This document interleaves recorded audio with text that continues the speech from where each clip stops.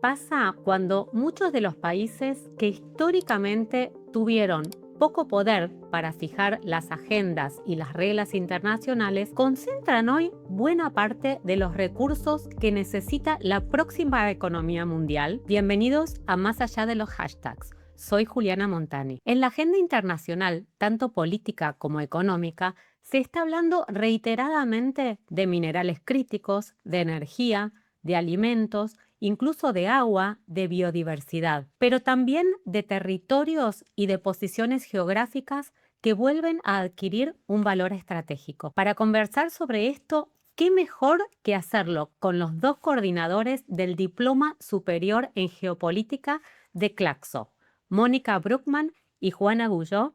Bienvenidos a Más allá de los hashtags. Hemos escuchado hablar muchísimo del sur global, pero cuando uno intenta definirlo, la categoría parece como que empieza a complicarse. El sur global no tiene fronteras políticas determinadas, tampoco es una entidad jurídica y ni siquiera existe una lista universalmente aceptada de los países que lo integran. Por otro lado, como que claramente tampoco es una categoría puramente geográfica y tampoco económica. Australia pertenece al, digamos, norte global, pese a estar en el hemisferio sur. China se presenta como parte del sur global, pese a ser la segunda gran potencia económica mundial. A ver, Juan, empezamos con vos. ¿Hay algo nuevo o hay una continuidad con el viejo no alineamiento y con el espíritu de Bandung? ¿O qué estamos nombrando cuando hablamos del sur global? Algo de continuidad hay, efectivamente. Hay toda una genealogía en la construcción de ese concepto, pero es un concepto básicamente geopolítico. A mí la mejor analogía que se me ocurre es con Occidente, que a lo mejor plantea en teoría muchos menos problemas en la prensa, en la narrativa oficial, en la narrativa académica, y con Occidente sucede un poco lo mismo, ¿no? O sea, todo el este de Europa, que era bloque soviético, de repente se convierte en Occidente, y bueno, tienen también líneas muy fluctuantes y una informalidad absoluta, pero eso es lo que sucede con los conceptos geopolíticos. Entonces, sur global es una categoría que identifica a un conjunto cambiante de países. Durante la Guerra Fría, buena parte de esos países reclamaba fundamentalmente autonomía política, que hoy muchos de ellos ya poseen y tienen además activos materiales que las grandes potencias necesitan. Yo creo que estamos en una situación de muchos cambios, son transformaciones muy profundas y que ocurren a una velocidad, además, una velocidad histórica tremenda. Entonces, yo creo que hay algunos aspectos que hay que tener en cuenta en esto, que el centro de la economía mundial se está desplazando de aquel norte global desarrollado de la post-Segunda Guerra Mundial a un nuevo sur emergente o de occidente con todos los valores, las formas de pensar, la economía, la organización interestatal a nivel mundial. Naciones Unidas es una expresión de eso después de la Segunda Guerra Mundial, hacia Asia, que claro, concentra en China gran parte de esas capacidades, pero no solamente China, estamos hablando de la India, de Indonesia, de todo el conjunto del sudeste asiático, articulando las cadenas globales de valor. Todo esto produce una reconfiguración donde, a pesar de que no sea explícito, América Latina juega un papel central, porque América Latina tiene las principales reservas de lo que tú estás colocando aquí, materias primas, recursos naturales, minerales estratégicos para el desarrollo de esta economía mundial. Entonces, esto recoloca la región en una situación bastante, digamos, compleja de tener estas reservas importantísimas para la transición energética, para la electromovilidad, para todo lo que es la industria de bajo carbono en un proceso de descarbonización que tanto se discute en el planeta, pero al mismo tiempo con cada vez más reducida capacidad de participar en la agregación de valor de estos recursos naturales. Mira, es muy interesante esto de hablar por un lado del regreso de la geografía, en esto de hablar del sur o del norte, junto con qué pasó después de este proceso de globalización, ¿no? Durante las décadas de globalización existió cierta ilusión de que la distancia, las fronteras, la localización de los recursos tal vez habían perdido relativa relevancia, pero la globalización no eliminó la geografía, construyó una enorme infraestructura que precisamente depende de esa geografía. Ahora vemos que las guerras, las sanciones, la competencia entre China y Estados Unidos, lo que decías vos, la transición energética, la vulnerabilidad de las cadenas de suministro, nos obligan a volver a mirar el mapa y hablar de Hormuz, de Bab el-Mandeb, de Suez, de Panamá, de Malaca, del Mar Rojo, el Mar Negro, que está en boca de todo. Y también volvieron a la discusión las materias primas, aunque las materias primas cambiaron. Durante décadas asociamos el poder energético fundamentalmente con el petróleo, y petróleo y gas siguen siendo estratégicos, pero justamente por la electrificación se están convirtiendo en estratégicos otros recursos y con ellos también otros territorios. La cuestión que planteaste de la geografía regresa no solamente es fundamental para pensar cómo el mundo se está reconfigurando, justamente esto es lo que vamos a desarrollar en la parte metodológica del Diplomado de Geopolítica de Claxo, porque no es suficiente tener un balance general de la importancia de la geografía para los fenómenos y la mayor comprensión de los fenómenos políticos, sino que el quehacer geográfico nos muestra un conjunto de técnicas de reflejar el mapa en un plano bidimensional, de la forma en que y el tamaño que se reflejan en estos mapas. Es decir, hay todo un aspecto técnico del manejo de los mapas y diferentes metodologías que nos muestran un mapa de una u otra forma. Y si no comprendemos de dónde surgen estas metodologías y cómo estas metodologías se trabajan hoy en día, difícilmente vamos a entender la dimensión del poder que se expresa en la cartografía. Y de otro lado, hay aspectos que tienen que ver con las consecuencias geopolíticas de la forma en que se trabajan los mapas y que muestran nuevos momentos y nuevas estructuras de poder a nivel histórico. Y yo creo que en este momento estamos en un proceso de profunda reelaboración y tener una dimensión instrumental, una dimensión más rigurosa de la cartografía. Cuando decimos la geografía vuelve a tener importancia y tal, claro que vuelve a tenerla, pero no en los términos deterministas clásicos. Y yo creo que lo que en el diplomado nosotros también reclamamos mucho, ¿no? Es ir también un poco más allá de una geopolítica muy formal, ¿no? Hecha alrededor de estados y alrededor de países. Claro que la geografía tiene una importancia y la recupera, pero esa materialidad significa cadenas globales de valor, donde hay varios actores que actúan al mismo tiempo y que interactúan, como ha mencionado Mónica. Significa puertos de aguas profundas, significa carreteras, significa redes de electrificación, significa internet y significa otro tipo de relaciones, por ejemplo, un montón de iniciativas como la nueva ruta de la seda de India y otras, o sea, otras que hay, que incluso compiten con ella, pero que lo que apuntan es a una forma, el mundo se está reestructurando de una forma diferente y realmente centrarnos en elementos tradicionales, en zonas geográficas, entre 20 y 60, en el Estado, en el riesgo, ¿no? Son formas de ver la geopolítica que están, simplemente no explican el mundo actual. Para quienes quieran profundizar en este tema, he venido trabajando una serie sobre geopolítica de la energía que pueden encontrar en mi canal de YouTube, Juliana Montani, o en Spotify. Mónica Bruckmann, seguimos con esto que has planteado, que gran parte de los nuevos elementos, de las nuevas materias primas, están en regiones tal vez que antes se hubieran llamado periféricas, y también gran parte de la biodiversidad mundial se concentra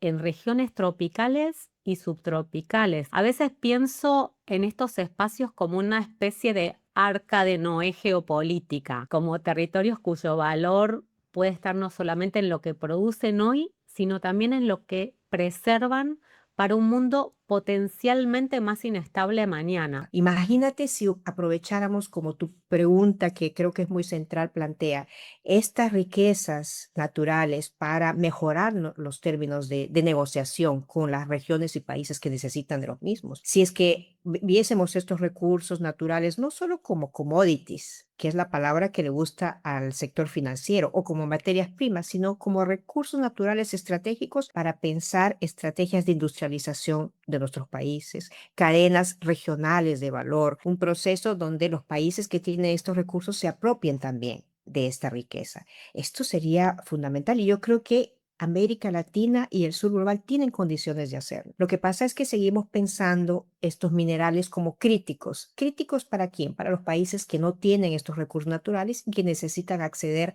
a otros territorios fuera de su, digamos, territorio nacional para garantizar sus cadenas de suministro. Pero imagínate aprovechar esto desde una perspectiva de integración, desde una perspectiva de lo que hoy se está hablando de crear OPEPs de los minerales estratégicos, por ejemplo, para mejorar el precio internacional, pero también para condicionar la exportación de estos minerales a transferencia tecnológica, a producción local en los países que tienen estos minerales, etcétera. Tengo ganas de hacer el diplomado yo también. Incluso están apareciendo nuevos actores, como los centros de datos consumen tanta electricidad como una ciudad mediana. Entonces están surgiendo nuevos actores que, bueno, hay que mirar con otros ojos. Un país puede ser indispensable y dependiente al mismo tiempo, lo hemos visto en la historia. Puede tener litio, cobre, cobalto que necesita la economía mundial y sin embargo depender de otros para el financiamiento, tecnología, procesamiento y evidentemente tomando decisiones propias sobre qué hacer con el producto de sus exportaciones. En medio de esta transformación viene apareciendo China, porque no apareció de un día para otro. El ascenso de China modificó radicalmente las posibilidades de muchos países del sur, ofreciendo mercados, financiamiento, lo que acaban de decir, infraestructura, y una alternativa a la relación tradicional con Occidente. Bueno, a China le interesa establecer relaciones de cooperación, de mutuo beneficio con las regiones del mundo, con los países del mundo. Otra cosa que se dice en la documentación oficial es que a China le interesa desarrollar una relación de mutuo beneficio, de beneficio recíproco. Y es exactamente ahí donde estamos fallando, porque se presenta una oportunidad de un cambio radical en los términos de intercambio, que inclusive se dice explícitamente en la visión estratégica, y América Latina continúa relacionándose en relación a China de manera individual, país a país, con condiciones mucho más reducidas en su capacidad de negociación. Entonces, en este momento es indispensable tener planes estratégicos y tener políticas concretas para llevar adelante esos planes estratégicos. Y China en este sentido representa una gran oportunidad que nosotros estamos dejando pasar, porque en gran medida continuamos pensando en la lógica primario exportadora, que fue la lógica que se impuso desde el inicio de la colonia y de la cual todavía no nos hemos liberado, no hemos tomado distancia. Muchas gracias. Vamos a terminar pensando si hay un sur global, ¿quién habla por él? Vamos a pensar en la representación. China dice pertenecer al sur global, India se presenta con una de sus voces, Brasil reivindica intereses del sur global. También depende un poco de qué gobierno esté o no. ¿Es una autodeterminación o es una percepción desde afuera? Digo, hay muchas preguntas que, bueno, se irán dilucidando seguramente en el futuro. Pero quizás el sur global pueda funcionar como una coalición discursiva sin constituir necesariamente una coalición política o geopolítica. Los BRICS son una de las mejores expresiones, pero no en el sentido que cierta narrativa muy instalada trata de transmitir, ¿no? Bueno, yo siempre, a modo de resumen, a mis alumnos les digo que los BRICS no son la Unión Soviética, ¿no? Es decir, no, lo digo un poco a título de chanza y tal, pero para que quede la idea, ¿no? Porque en realidad no es una estructura, digamos, tradicional, ¿no? Y en ese sentido es en el que me interesa y en el que creo que la geopolítica puede aportar. Creo que son una de las primeras expresiones, manifestaciones de multipolaridad y de cómo funciona en la práctica, que va mucho por donde tú dices, Juliana. Lo que creo que cierta prensa, ciertos medios académicos, etcétera, no logran entender bien, por ejemplo, de los BRICS, es justamente las enormes contradicciones que tienen dentro. ¿Por qué? Porque juntan efectivamente muchos países del sur global con intereses o objetivos muchas veces contrapuestos, muchas veces están peleados. Ahora mismo hay grandes divergencias dentro, pero eso no hace que esa estructura se rompa, porque creo que a lo que apunta es a la forma en la cual se relacionan cada vez más de manera emergente los aliados, los enemigos, el no sé qué. No, el mundo ya no funciona de esa manera. y funciona más mediante alianzas selectivas. Y lo que hay con el sur global son una serie de intereses y de alineamientos que son objetivos. Y esa es la lectura que yo creo que desde el norte global hay que empezar a comprender. Cuando analizamos las cadenas globales de valor, vemos que hay mucha interdependencia incluso entre el norte y el sur global, ¿no? Entonces, es más complejo de lo que parece, pero eso es otra expresión de cómo funciona el mundo. El mundo en realidad, en el fondo, es más interdependiente de lo que parece. Hay toda una narrativa que sigue insistiendo, ¿no?, en la bipolaridad, en las zonas de influencia, en las confrontaciones. Y hay de eso, pero hay también otro mundo que emerge, ¿no? Además, creo que es un aspecto clave que estás colocando en tu respuesta, Juan, y yo estoy totalmente de acuerdo, que existe una objetividad en este proceso. No es solamente, digamos, un acuerdo que podríamos llamar de diplomático o ideológico, no, hay una materialidad económica que es la base para el surgimiento, por ejemplo, de los BRICS. Si nos preguntamos dónde se concentra la capacidad industrial del planeta, bueno, China tiene el 35%, de 33 a 35% de la capacidad de agregación de valor, es decir, de industrialización. ¿Dónde se están formando los ingenieros y los científicos de las ciencias exactas que están sustentando este proceso? En dos países de Asia, básicamente, China e India. China e India forma anualmente más del 50% de los ingenieros y científicos de las ciencias exactas.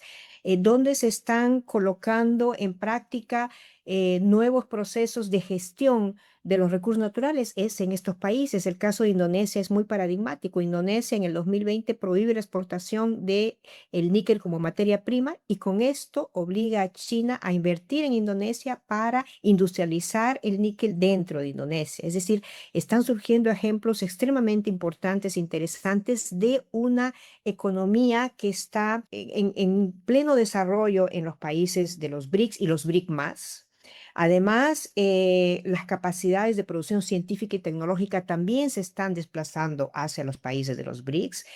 La idea de formar una nueva gobernanza financiera internacional, un sistema de pagos alternativo al de Occidente, etcétera. Todo esto se está planteando dentro de los BRICS. Esto fue realmente súper interesante, como una pequeña muestra del Diplomado Superior en Geopolítica de Claxo. Cuenten cuándo cierra la inscripción y qué más podemos esperar del diplomado. Bueno, las inscripciones cierran en realidad con el mes de agosto prácticamente. Puede que haya una pequeña prórroga en septiembre, pero bueno, creo que lo interesante es que hay descuentos, ¿no?, para inscribirse, sobre todo si se hace más de una persona, no solo en grupos, sino más de una persona. Una pareja ya tiene descuento. Y bueno, el diplomado está estructurado, se puede tomar desde cualquier lugar del mundo directamente. De hecho, hemos tenido personas de Europa, de Estados Unidos, de todos los países de América Latina. Esta ya es la 5ª edición y se distribuye en 15 sesiones. La inaugural y la de clausura son en vivo, digamos, y todas las demás son grabadas. Y bueno, luego hay todo un sistema de trabajo y tal. Hay profesores invitados de varios países diferentes también y que son referencia realmente en su área, ¿no? Y en todos estos temas de los que hemos hablado aquí. Lo que hacemos en el diplomado es una primera parte de un debate teórico-conceptual. La cartografía, por ejemplo, la que hablamos, forma parte de un debate teórico-conceptual. Y en la segunda parte ponemos las manos en la masa y queremos analizar los procesos emergentes. Es exactamente esto del sur global, las áreas de conflicto, la nueva dimensión de la guerra en el mundo, es decir, es el análisis en movimiento. Estas son dos dimensiones que siempre las mantenemos porque creemos que se complementan muchísimo y nos ayudan a entender mejor y en más profundidad los procesos del mundo contemporáneo. Hay una estructura fija que ya está muy trabajada y un tema cada año, y el tema de este año es sur global.